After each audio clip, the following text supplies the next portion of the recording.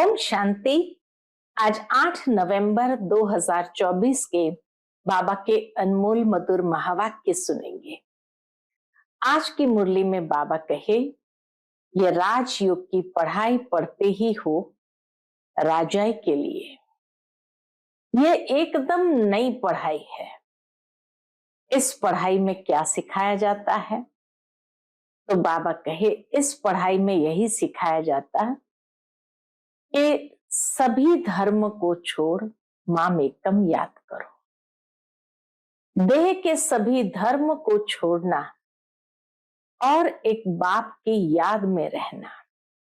परंतु जब याद में रहते हैं तो माया भी कम नहीं है। बाबा कहे, माया की बॉक्सिंग में कई लोग फेल हो जाते हैं। माया की बॉक्सिंग है तो बुद्धि पर वार करती है, और जैसे ही बुद्धि पर वार होते तो बाप में संशय बुद्धि बनने लगते हैं। चोट लगने के कारण फिर बाप के साथ सच्चे नहीं रहते हैं। जो बच्चे सच्चे रहते हैं वो सदा सेफ रहते हैं, नहीं तो माया की बॉक्सिंग में हार खा लेते हैं। बाबा कहे, जब भी तुम कोई भी वचन उच्चारण करो तो जितना हो सके देही अभिमानी हो करके, आत्म अभिमानी हो करके उच्चारण करो। सामने वाले को भी आत्म रूप में देखो तो तुम्हारे वचन में ताकत आएगी, जौहर भरेगा और उसको तीर लगेगा। बाकी बाबा कहे, समय प्रति समय अपने आप को देखते रहो, अपना चार्ट देखते रहो। मेरा व्यवहार ठीक है, मेरा बोल चाल सबके साथ ठीक है।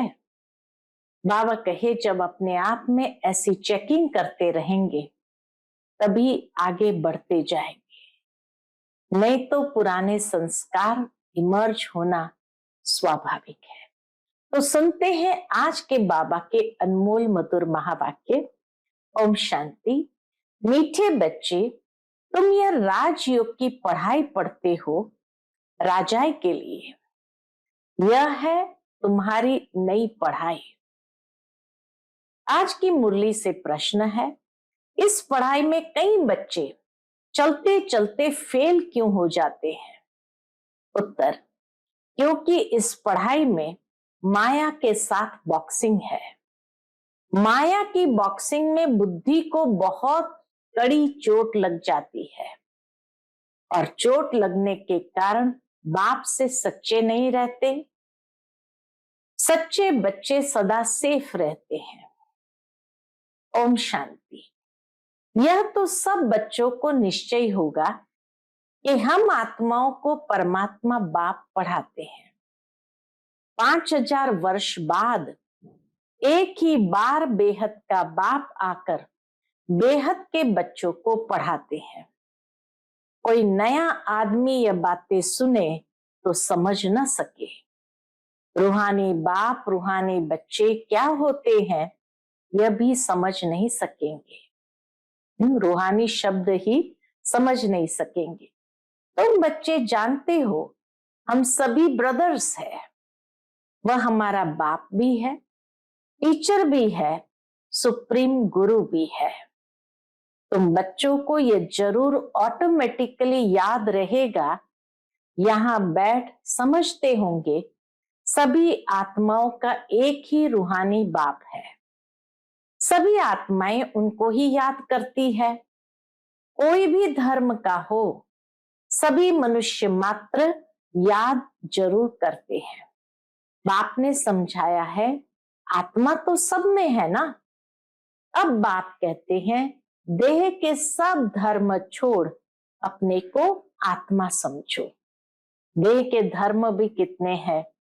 गृहस्थ धर्म है, पत्नी धर्म है, धर्म पत्नी कहते हैं इसीलिए, पति धर्म है, पुत्र धर्म है ना, पिता धर्म है। तो बाबा कहे, देह के सब धर्म छोड़ अपने को आत्मा समझो। अभी तुम आत्मा यहाँ पार्ट बजा रही हो, कैसा पार्ट बजाती हो वह भी समझाया गया है। बच्चे भी नंबरवार पुरुषार्थ अनुसार ही समझते हैं। तुम राजयोगी हो ना, पढ़ने वाले सब योगी ही होते हैं। पढ़ाने वाले टीचर के साथ योग जरूर रखना पड़ता है। एम ऑब्जेक्ट का भी मालूम रहता है।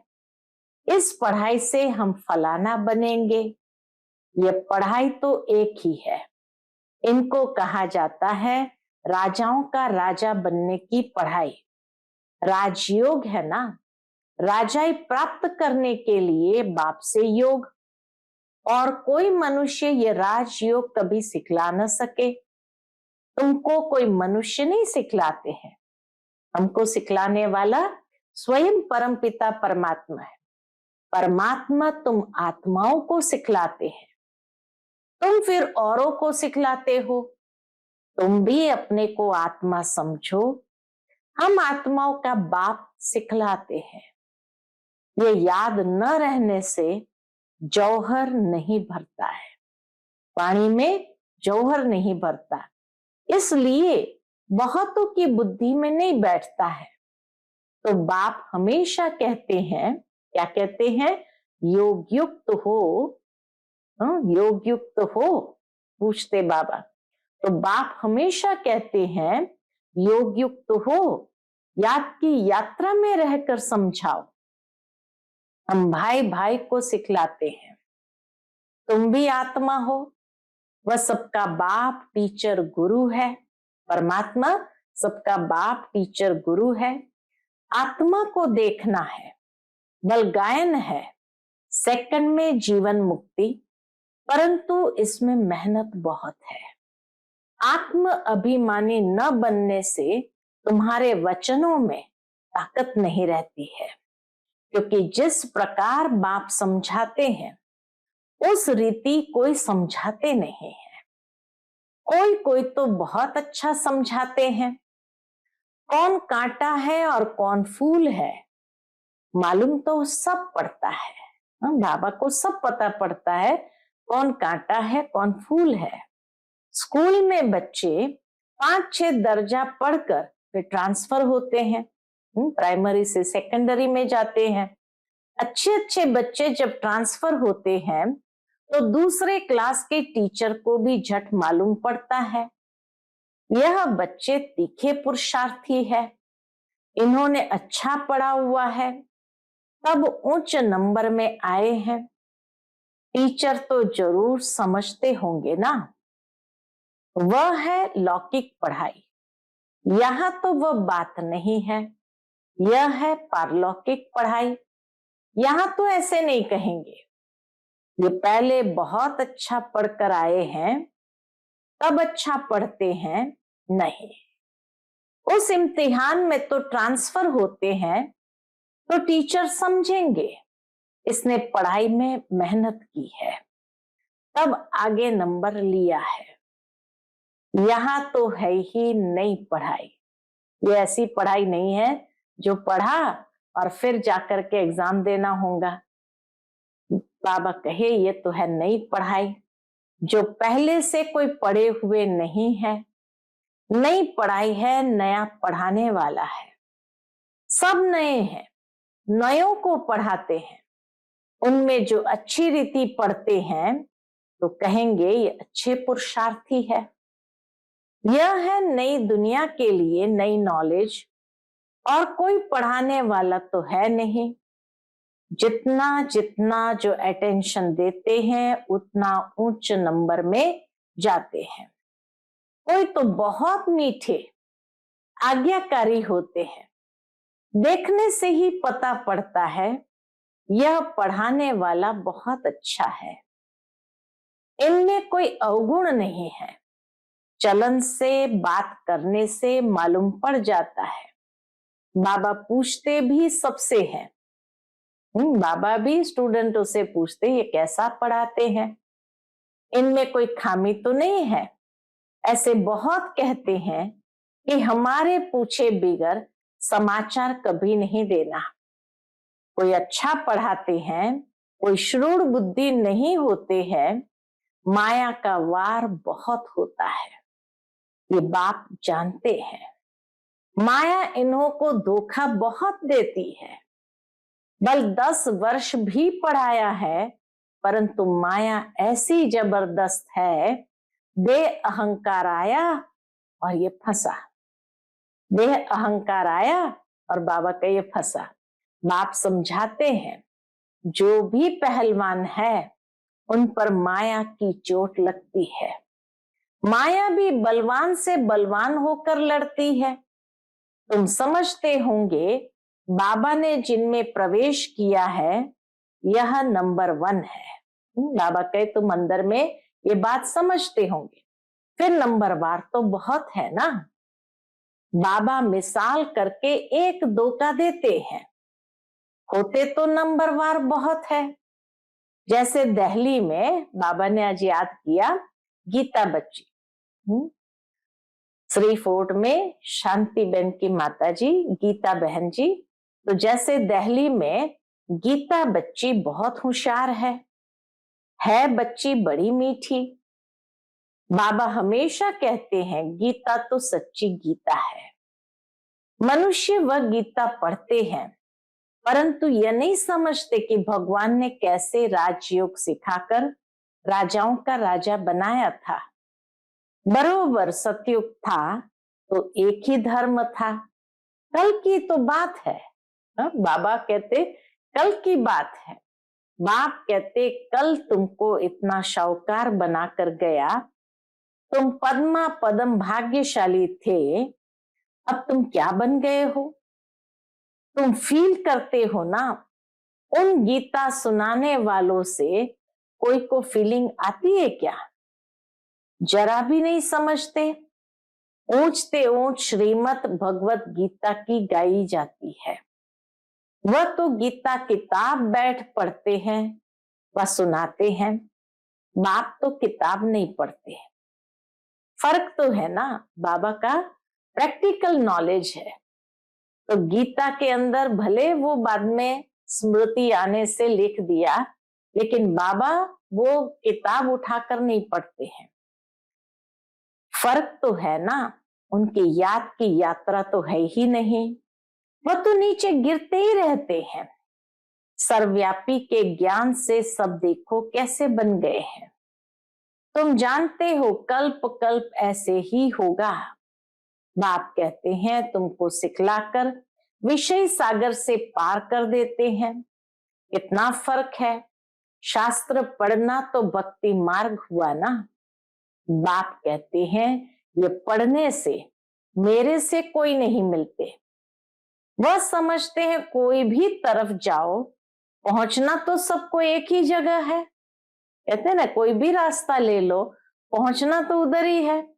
कभी कहते हैं भगवान किस न किस रूप में आकर पढ़ाएंगे, तब फिर कहेंगे भगवान किस न किस रूप में आकर पढ़ाएंगे।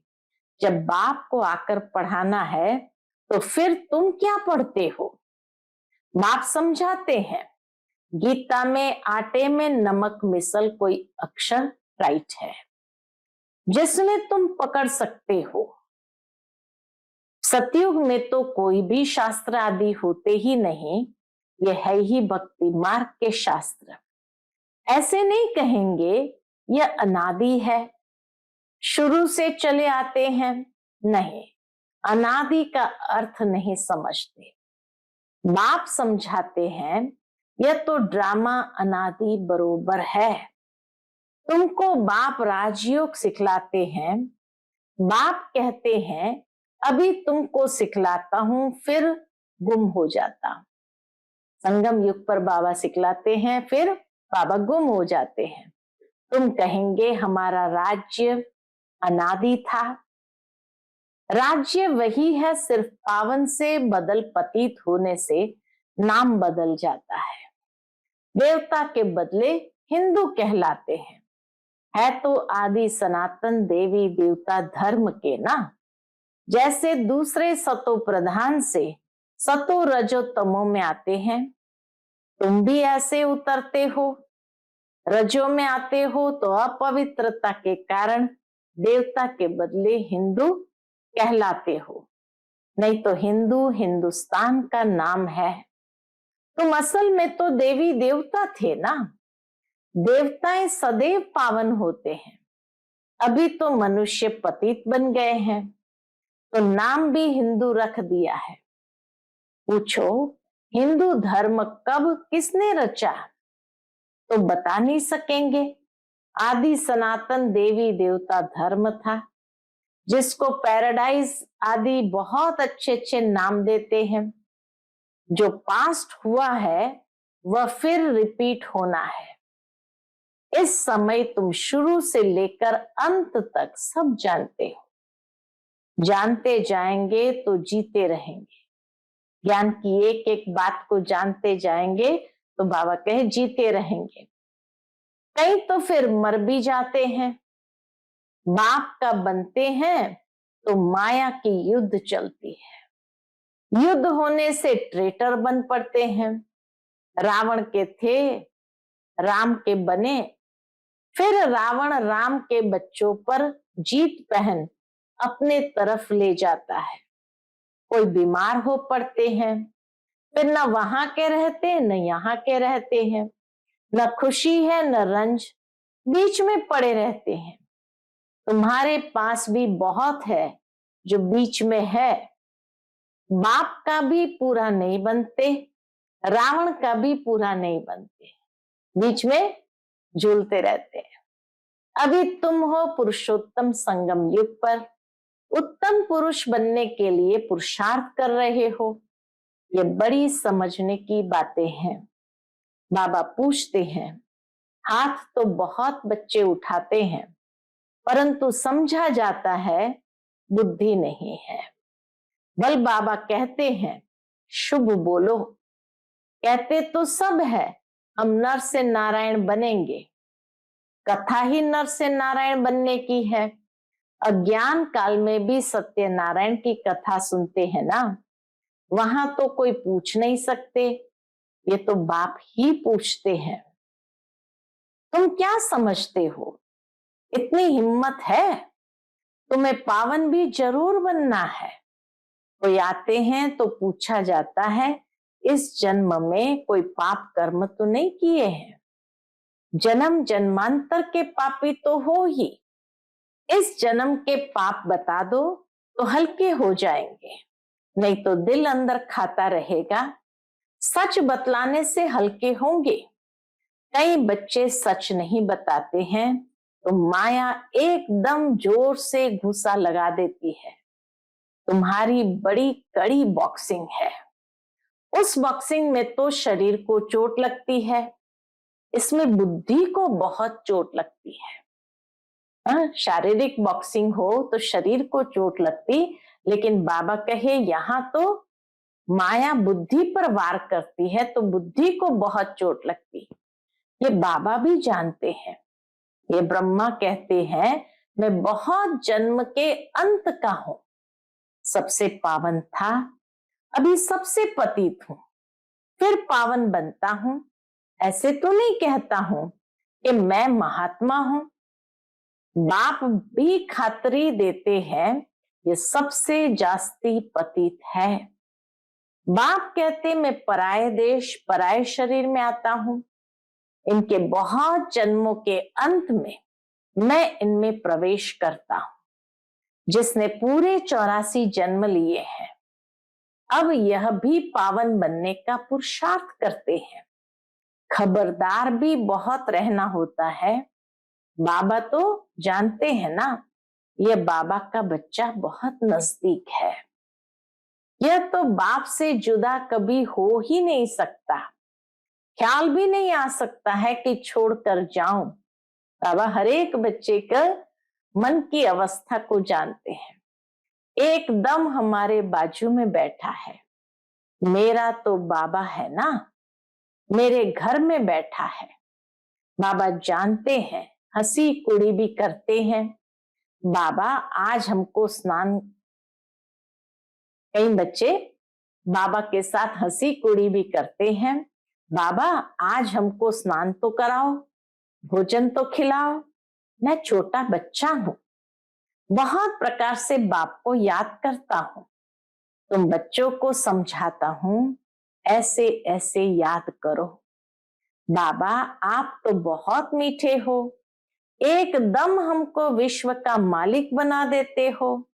यह बात और किसकी बुद्धि में हो न सके। बाप सबको रिफ्रेश करते रहते हैं, सब पुरुषार्थ तो करते हैं, परंतु चलन भी ऐसी हो ना। भूल हो जाए तो झट लिखना चाहिए, बाबा हमसे ये भूल हो जाती है। कोई कोई लिखते भी है, बाबा हमसे ये भूल हुई, माफ करना। हमारा बच्चा बनकर फिर भूल करने से 100 गुना वृद्धि हो जाती है। बाबा भी बच्चों को सावधान करते हैं कि हमारा बच्चा बनकर फिर भूल करने से 100 गुना वृद्धि हो जाती है। माया से हारते हैं तो फिर वही के वही बन जाते हैं। बहुत हारते हैं। ये बड़ी बॉक्सिंग है, राम और रावण की लड़ाई है। दिखाते भी है बंदर सेना ली, ये सब बच्चों का खेल बना हुआ है। जैसे छोटे बच्चे बेसमझ होते हैं ना, बाप भी कहते हैं यह तो इन्हों की पाए पैसे की बुद्धि है। कहते हैं हर एक ईश्वर का रूप है, तो हर एक ईश्वर बन क्रिएट भी करते हैं, पालना करते हैं, फिर विनाश भी कर देते। अब ईश्वर कोई का विनाश थोड़ी करते हैं। यह तो कितनी अज्ञानता है। इसलिए कहा जाता है गुड़ियों की पूजा करते रहते हैं। वंडर है, मनुष्य की बुद्धि क्या हो जाती है। इतना खर्चा करते हैं, बाप उलाना देते हैं, हम तुमको इतना बड़ा बनाकर गया, तुमने क्या किया। तुम भी जानते हो हम सो देवता थे, फिर चक्कर लगाते हैं, अभी हम ब्राह्मण बने हैं, फिर हम सो देवता बनेंगे। ये तो बुद्धि में बैठा हुआ है ना। यहाँ बैठते हो तो बुद्धि में ये नॉलेज रहनी चाहिए। बाप भी नॉलेजफुल है ना, रहते भल शांति धाम में है, फिर भी उनको नॉलेजफुल कहा जाता है। तुम्हारी भी आत्मा में सारी नॉलेज रहती है ना। कहते हैं इस ज्ञान से तो हमारी आंखें खुल गई है। बाप तुमको ज्ञान के चक्षु देते हैं। आत्मा को सृष्टि के आदि मध्य अंत का पता पड़ गया है, चक्र फिरता रहता है। ब्राह्मणों को ही स्वदर्शन चक्र मिलता है। देवताओं को पढ़ाने वाला कोई होता नहीं, उनको शिक्षा की दरकार नहीं। पढ़ना तो तुमको है, जो फिर तुम देवता बनते हो। अब बाप बैठ नई नई बातें समझाते हैं। ये नई पढ़ाई पढ़कर तुम उच्च बनते हो। First so last, last so first, ये पढ़ाई है ना।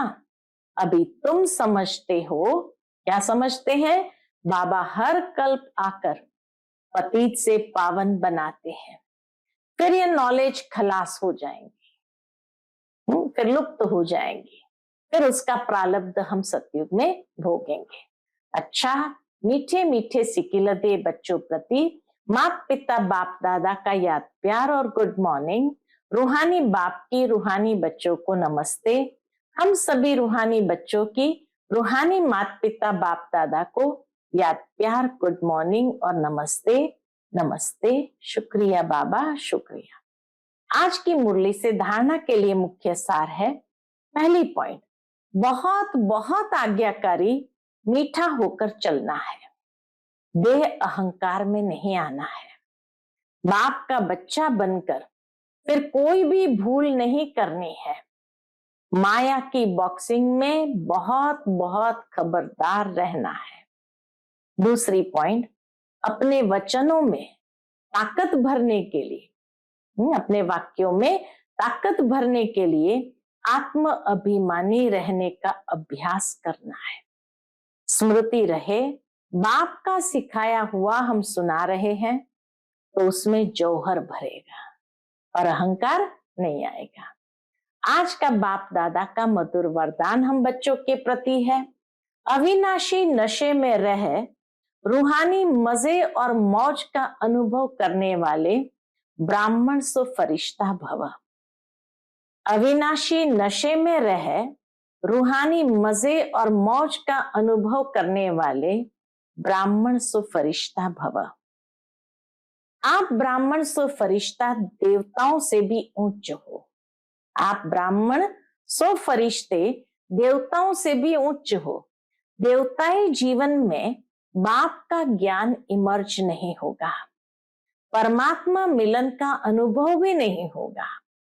इसलिए अभी सदा यह नशा रहे कि हम देवताओं से भी उच्च ब्राह्मण सो फरिश्ता है।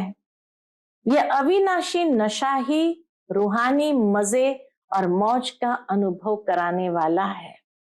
अगर नशा सदा नहीं रहेगा तो कभी मजे में नहीं रहेंगे, कभी मूंझेंगे। आज का स्लोगन है, अपनी सेवा को भी बाप के आगे अर्पित कर दो, तब कहेंगे समर्पित आत्मा। बहुत गहरी बात बाबा ने सुनाई। अपनी सेवा को भी बाप के आगे अर्पित कर दो, तब कहेंगे समर्पित आत्मा, ताकि उस सेवा का भी घमंड न आए। अच्छा, ओम शांति।